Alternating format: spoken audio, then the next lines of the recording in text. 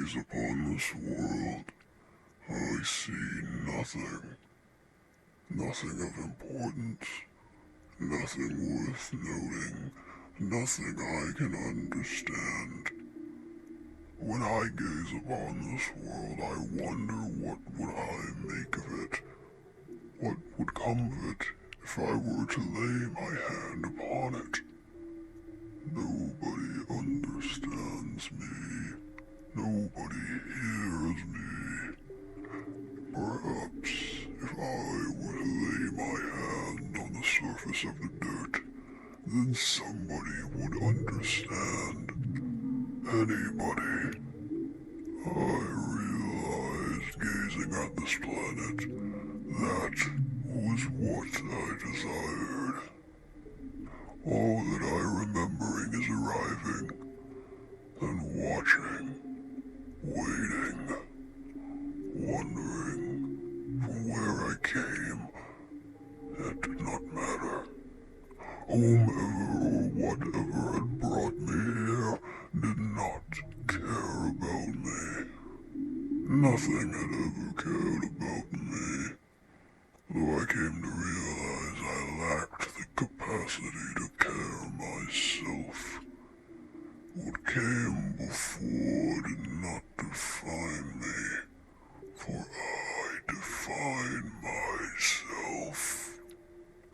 Yet, despite this, I still wish to be heard, wish to be understood, even if there was nothing in me. So I would take what I had gazed upon and I would make it my own. Nothing of importance was here anyway. I would make something important. I must. That is all I care for now. So I will lay my hand upon the earth, and I will deliver my filth unto its crust. I will bring upon a thunder that will bathe the world in red, and from it I will find the ear I yearn for, and the hand I repine for against my own.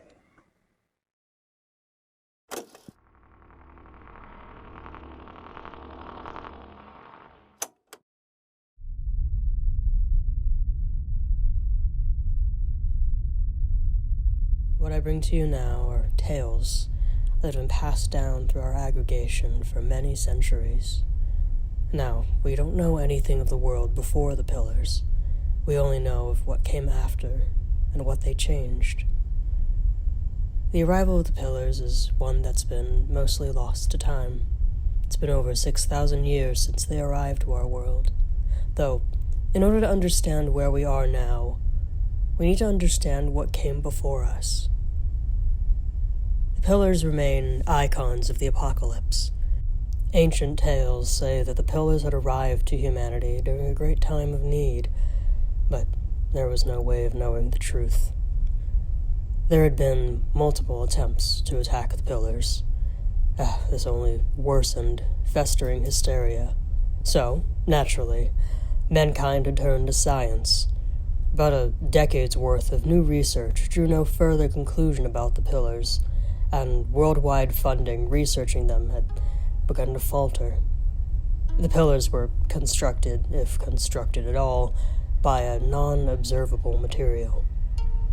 Then, a great sickness had begun to spread. In the beginning, it was no more than a severe flu. There had been no exact point of origin. It seemed as if the infected had almost spontaneously fallen ill.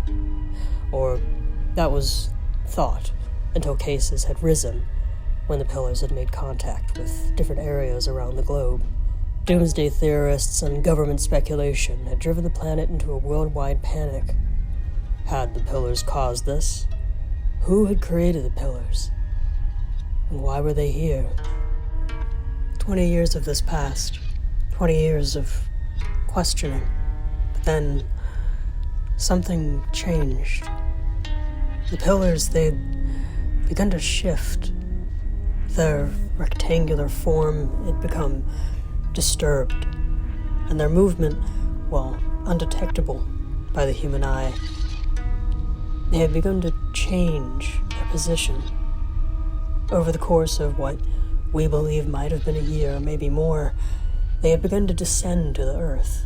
They'd lost their dark, solid form, and they'd begun to shift to this pale white color, like bone. And one day, during a winter equinox, they had amassed into this new form. There was no way to describe what it represented. All that it had were features. Each hand nursed 10 wicked fingers. Its tail suffocated cityscapes, and its crown spine touched the clouds.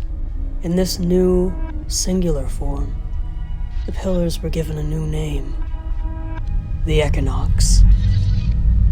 As for the earth below, well, it could no longer exist as it was, not when the Equinox now stood upon it. It was now time for the world to see what laid within its mind. You see, the sickness too had changed.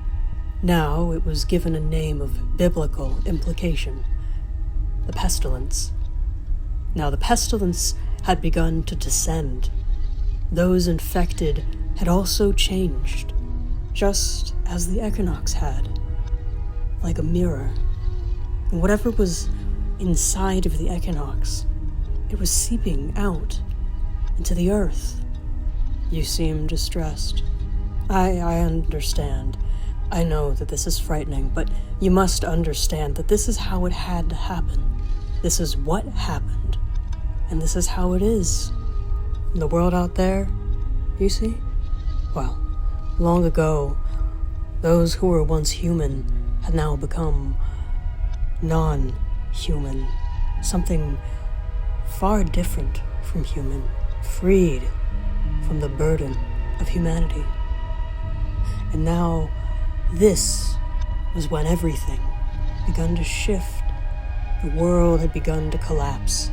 The land became infertile. Many animals died, and society had begun to falter.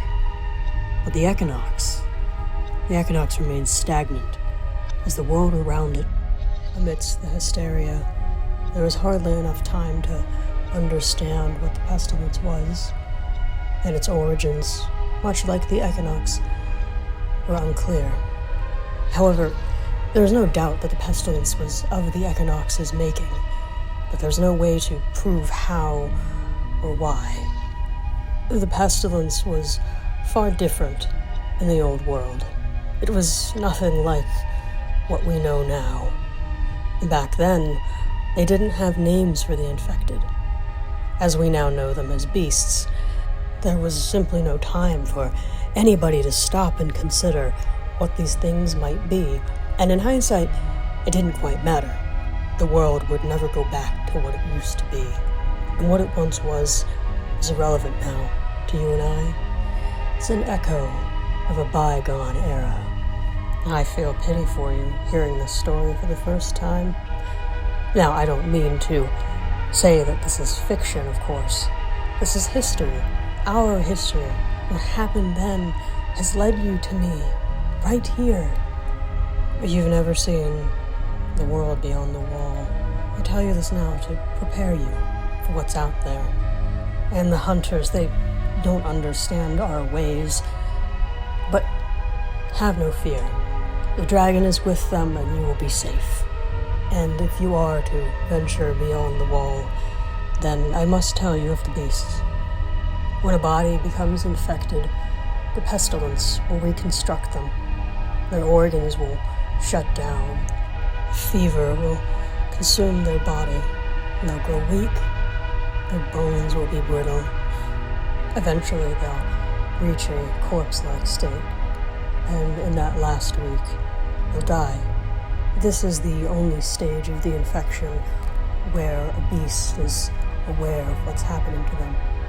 They'll be completely sentient, but they'll have no control of who they are and what they're becoming. There's no choice but to accept that the world calls to them, that the Equinox calls to them. But it's only the mind that truly dies. The body, you see, the Equinox breathes life back into it. Of course, those of the old world, they didn't understand. Instead, they would pour resources into the rapid development of things like artificial intelligence and biomechanical sciences as a desperate attempt of resistance. The pestilence, as we know, was unstoppable and ruthless. And there had been attempts of quarantine. They had limited the beasts to specific areas in multiple countries. And this did give them some time to develop these new forms of technology.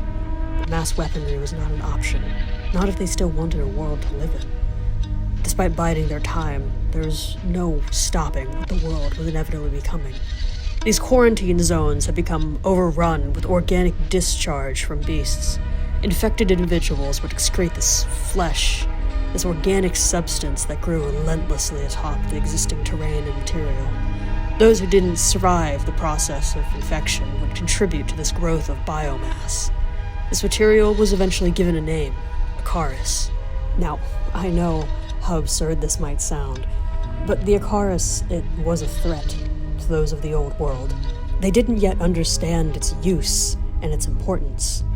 And as the Aaris grew relentlessly, they eventually succumbed. It would continue to grow until there was nothing left of the world before. But this, you see, this was hardly the end for Earth and for mankind. Perhaps this was a new beginning, a chance, a step closer to a thundering future.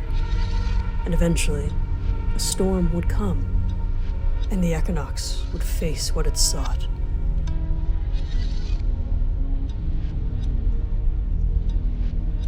There was something that the people of the old world, however, that they didn't understand. That this great indignation was not doom, it was change.